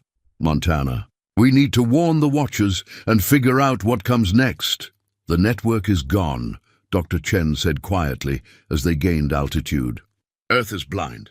When the main invasion force arrives, then we'll have to find another way to fight them," Cole said with more confidence than he felt. "That memory core contains 30 years of intelligence about hunter capabilities. Maybe the Watchers can use it to develop new strategies." Through the craft's sensors, he could see the hunter ships finally departing the excavation site, their mission apparently complete. They'd eliminated another monitoring station and gathered intelligence about human capabilities. From their perspective, it had probably been a successful operation, but they'd also learned something they might not have expected, that humans could be dangerously unpredictable when cornered. As Cole guided the craft toward home, he found himself hoping that surprise might be enough to make a difference in the larger conflict to come. The flight back to Montana would give them time to plan, to process what they'd learned, and to prepare for what might be humanity's last stand. Cole looked at the memory core in Dr. Chen's hands and allowed himself one moment of hope. Sometimes the smallest advantages could tip the balance in impossible situations. His grandfather had taught him that too. The journey back to Montana passed in tense silence, broken only by Dr. Chen's occasional updates as she analyzed the data stored in the memory core. Through the craft's bioneural interface, Cole could feel Keeper monitoring their surroundings with heightened alertness. The dog's enhanced senses picking up electromagnetic signatures that suggested hunter activity throughout the region. "How bad is it?" Cole asked as they approached the hidden facility. "Worse than we thought," Dr. Chen replied, her face illuminated by the holographic displays emerging from the memory core. "The hunters haven't just been destroying monitoring stations, they've been studying them, learning our technology, understanding our defensive capabilities. What does that mean for the invasion timeline? It means they're ready. The data suggests the main fleet could arrive within days rather than months. Cole felt his stomach drop. Through the neural link, he sensed Keeper's agreement with Dr. Chen's assessment. The dog had access to communication frequencies that even Cole's enhanced knowledge couldn't fully interpret. And what he was hearing painted a picture of accelerating alien activity across the planet. They descended through the hidden shaft into the Montana facility's hangar, where the three watchers waited with obvious anxiety. As soon as the craft settled onto its landing platform, Ethan stepped forward to greet them. The network, he asked without preamble. Gone, Cole said simply. All of it. We're the last functioning station. The emotional impact of his words was immediate and profound. Cole could feel the watchers' grief like a physical weight, not just for the loss of their monitoring capability, but for the humans who had died defending the stations. 30 years of careful preparation, eliminated in a matter of weeks. However, Dr. Chen said, stepping forward with the memory core, we recovered this from Denver. Complete intelligence archive on hunter capabilities and tactics. Solis moved quickly to interface with the device, his long fingers dancing over its surface as he accessed the stored information. What Cole saw in the Watcher's expression gave him his first real hope since the crisis began. This is comprehensive, Solis said, his mental voice carrying excitement. Ship designs, weapons specifications, tactical doctrine, everything we need to mount an effective defense. Defense. Nick stepped closer, her warrior's instincts clearly engaged. 3 Watchers and 2 humans against an invasion fleet? Not just us, Cole said, an idea forming in his mind. The memory core contains contact information for government officials who know about the network, doesn't it? Yes, Dr. Chen confirmed. Military commanders, intelligence officials, selected political leaders. The people who would need to coordinate a planetary defense. Then we warn them. Share the intelligence. Give Earth's military the tools they need to fight back. Ethan's expression carried deep skepticism. Your species' military technology is centuries behind hunter capabilities. Even with our intelligence, the disparity in power is exactly what the hunters are counting on, Cole interrupted. They expect us to fight them like they fought your people. Ship against ship, technology against technology. But humans don't always fight fair. He moved to the facility's main display, calling up a tactical overview of Earth's military assets. We can't match their firepower, but we don't have to. We just need to make the cost of invasion higher than they're willing to pay. Explain, Nick said, her interest clearly engaged. Asymmetric warfare. Guerrilla tactics. Use their expectations against them. Cole highlighted key military installations and strategic choke points on the global map. The hunters have been observing us for months, learning how we fight conventional wars. But they've never seen us fight for survival as a species. Keeper barked once and moved to a communication console, his enhanced neural interface allowing him to access systems that even Cole couldn't fully understand. Incoming transmission, the dog reported. Multiple sources. Military frequencies. The main display filled with urgent messages from governments around the world. Reports of unidentified aircraft, electromagnetic anomalies, communication blackouts in remote areas. The pattern was clear. Hunter forces were positioning themselves for a coordinated global assault. They're here, Dr. Chen whispered. The advance force is already in position. Cole felt everything clicking into place in his mind. Not just the downloaded Watcher knowledge, but 40 years of observation about human nature, military strategy, and the psychology of predators. How long before the main fleet arrives? Solis consulted the memory core data, cross-referencing it with current electromagnetic readings. 18 to 24 hours. Then we have one chance, Cole said. Keeper, can you establish secure communication with the contact list from the memory core? Affirmative. Quantum encrypted channels will prevent hunter interception. Do it. And Dr. Chen, I need you to prepare intelligence packages, everything from the memory core that could help coordinate a defense. Cole, Ethan said quietly, even if you succeed in warning your governments, The disparity in technology won't matter if we don't fight the way they expect us to. Cole turned to face the three watchers, seeing in their ancient faces the weight of 1,000 defeats across the galaxy. Your people fought honorably. They met the hunters in open battle, matching technology against technology, warrior against warrior. And they lost every time. You propose something different. I propose something human. Cole called up historical data about Earth's military conflicts, highlighting asymmetric victories throughout human history. Small forces defeating larger ones through superior tactics, knowledge of terrain, and willingness to break conventional rules of engagement. The facility's communication system came online with a cascade of priority signals. One by one, government officials and military commanders appeared on the display screens, faces Cole recognized from the contact database. Men and women who had been briefed on the alien alliance but never expected to face an invasion scenario. Ladies and gentlemen, Cole said, his voice carrying to command centers around the world, this is Guardian Station, Montana. We have a situation. Over the next hour, Cole and Dr. Chen briefed the planet's leadership on the scope of the hunter threat, sharing intelligence that redefined everything the military thought they knew about potential extraterrestrial conflict. The initial reactions ranged from disbelief to panic, but gradually, as the evidence mounted, he saw the same transformation he'd experienced himself, the moment when the impossible became merely difficult. The question, said General Martinez from NORAD, is whether conventional weapons can damage their ships at all. Limited effectiveness, Dr. Chen replied, referencing the memory core data. But there are vulnerabilities. Hunter technology relies on predictable energy signatures and conventional attack vectors. What about nuclear weapons? Asked Admiral Chen from the Pacific Fleet, potentially effective but only at close range. Hunter shields can deflect most projectile weapons, but they're designed primarily for ship-to-ship combat in space.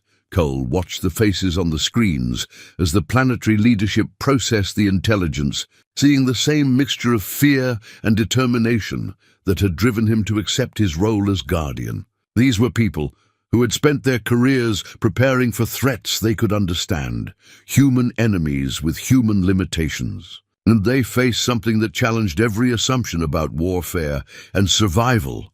There's something else, Cole said, calling up the final piece of intelligence from the memory core.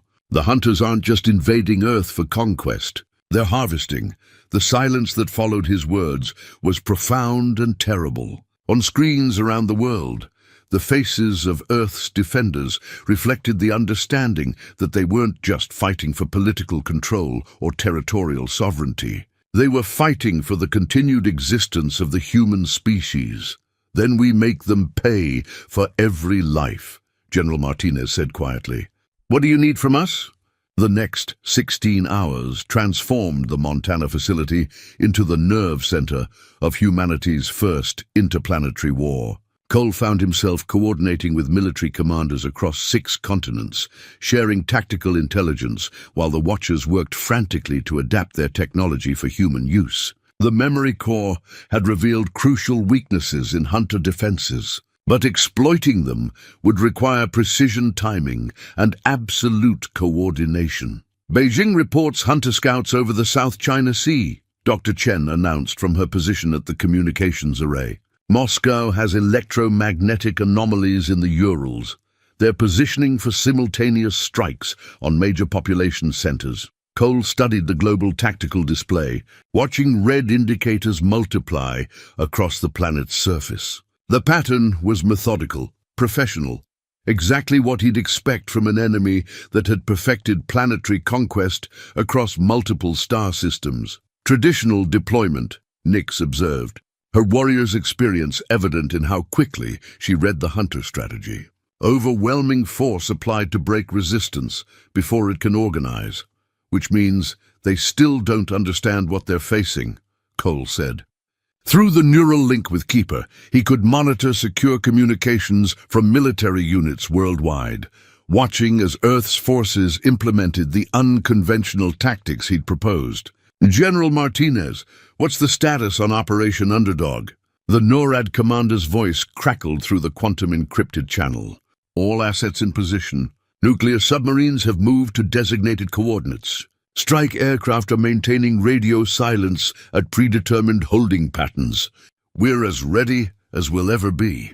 Cole felt the weight of command settling on his shoulders, not just for the humans under his coordination, but for the three ancient beings who had placed their trust in his species' unorthodox approach to warfare. The Watchers had fought honorably for millennia and lost every battle.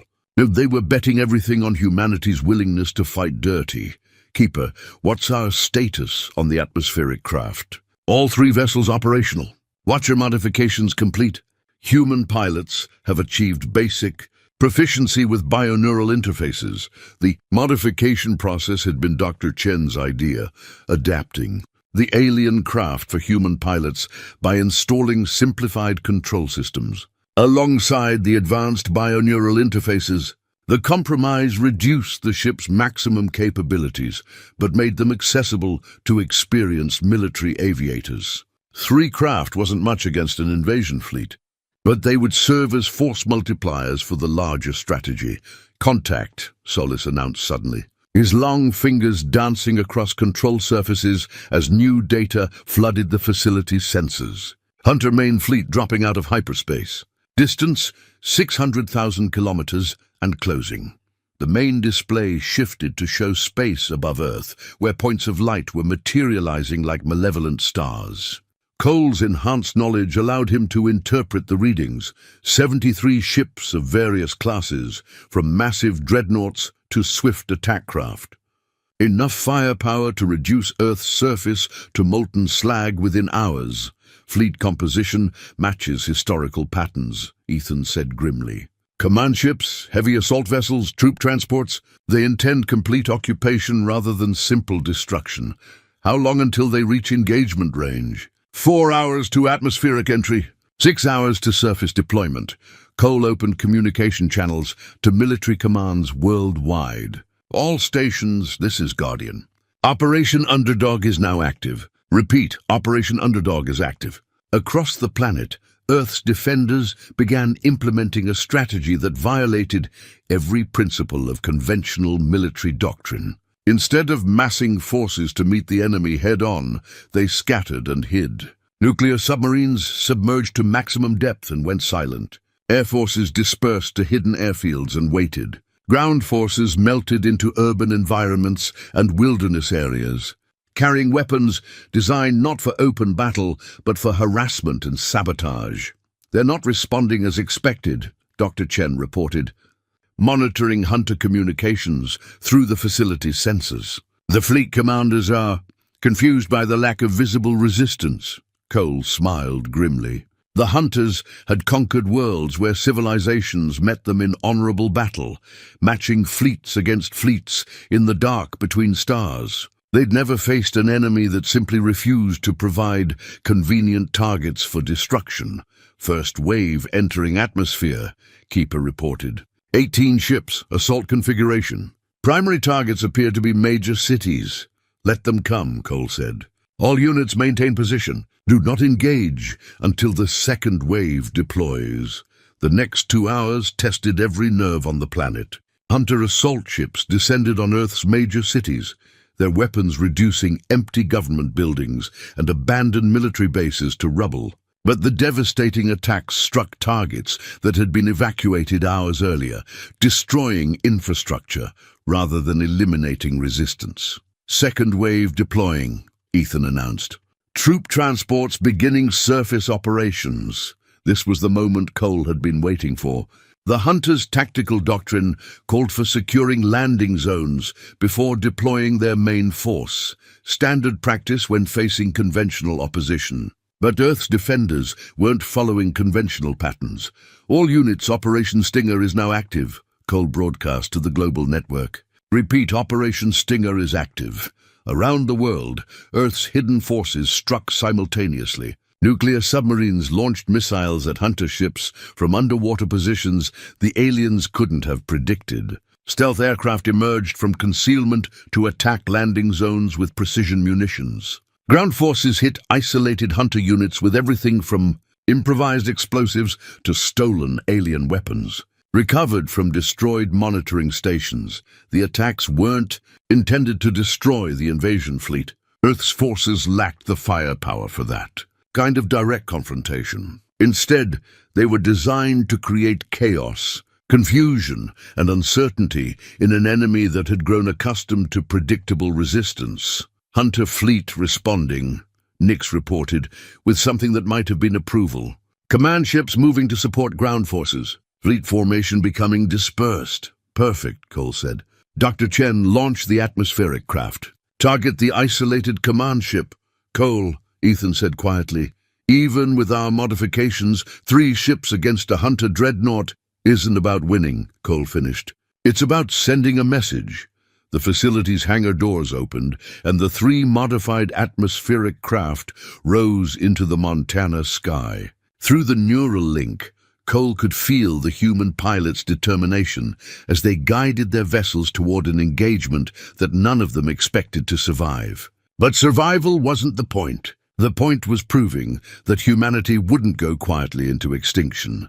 Guardian to all units, Cole broadcast one final time. Make them remember us. 3 months after the Hunter fleet departed Earth's solar system, Cole stood on the observation deck of the rebuilt Montana facility, watching the sunrise paint the mountains in shades of gold and amber. The view was the same as it had been before the invasion, but everything else had changed in ways both profound and subtle. The battle itself had lasted only 18 hours, but those 18 hours had redefined humanity's place in the galaxy. The asymmetric strategy had worked better than anyone had dared hope, not because Earth's forces had destroyed the Hunter fleet, but because they had made the cost of conquest unacceptably high. For the first time in their conquering history, the Hunters had faced an enemy that refused to fight on their terms. The final casualty reports, Dr. Chen said, approaching with a tablet containing information that Cole both needed and dreaded to see. Global military losses, 43,000. Civilian casualties, 112,000. Infrastructure damage, extensive but repairable. The numbers were staggering by human standards, but Cole had learned to think in cosmic terms. Compared to what the Hunters had done to other worlds, total population extinction and planetary sterilization, Earth had gotten off remarkably lightly. The price of teaching the galaxy that humanity was not easily harvested, and the Hunter losses. 17 ships destroyed, including 2 command vessels. Estimated crew casualties 12,000. More importantly, they lost face in front of whatever galactic community they answer to. Cole nodded, understanding the deeper implications. The Hunters' power had always rested partly on reputation, the certainty that resistance was futile, that worlds would fall quickly and completely to their overwhelming force.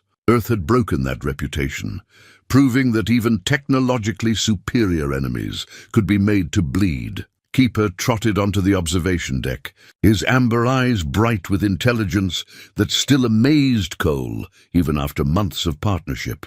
The dog's presence had become a constant comfort during the long reconstruction process, a reminder of the bonds that could form between species when trust replaced suspicion. Communications from the Galactic Accord, Keeper said, his mental voice carrying notes of excitement. Formal recognition of Earth as a sovereign world. Invitation to join the alliance of free species.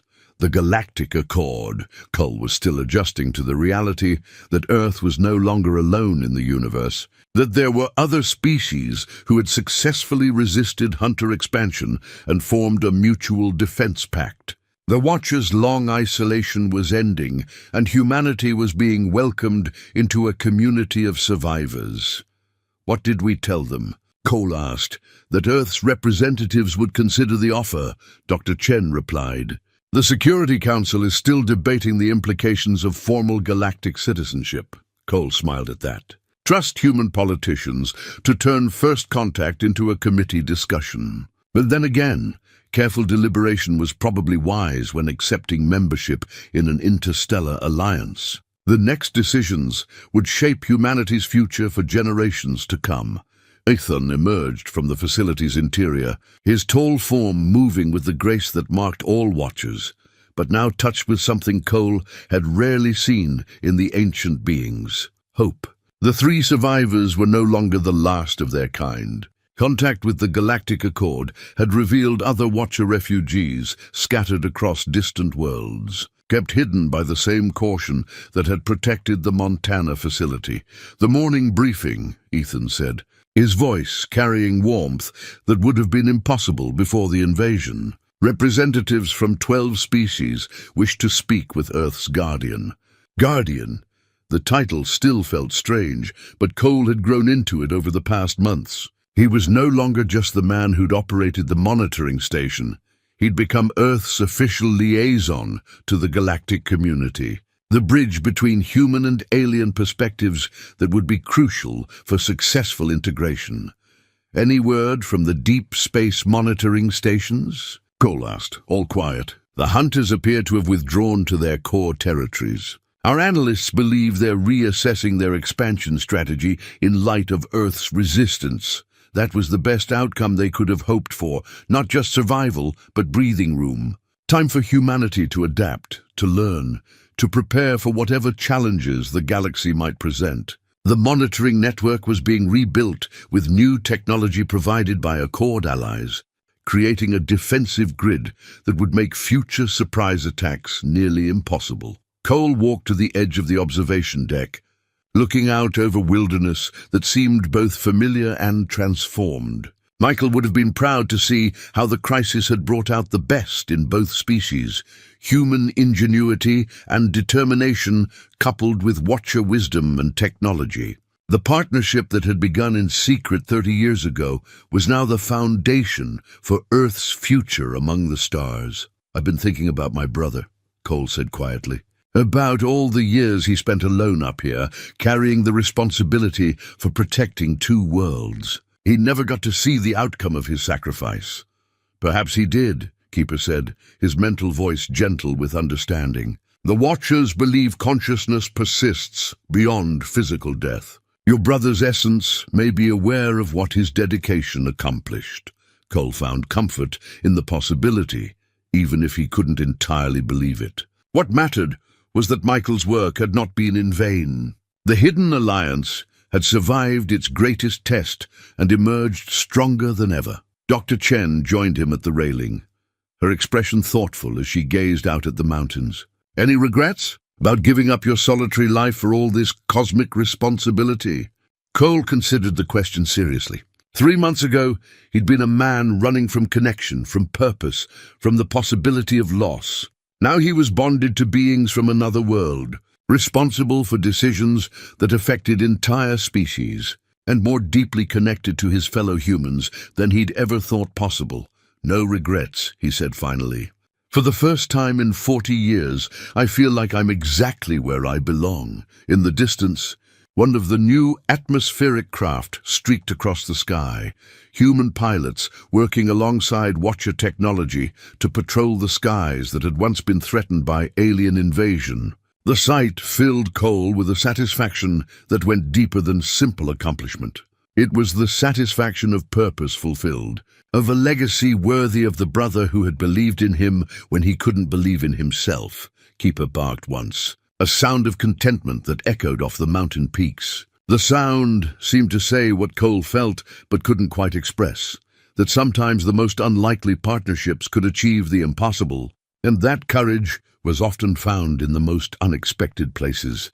The galaxy was vast and full of wonders they were only beginning to understand.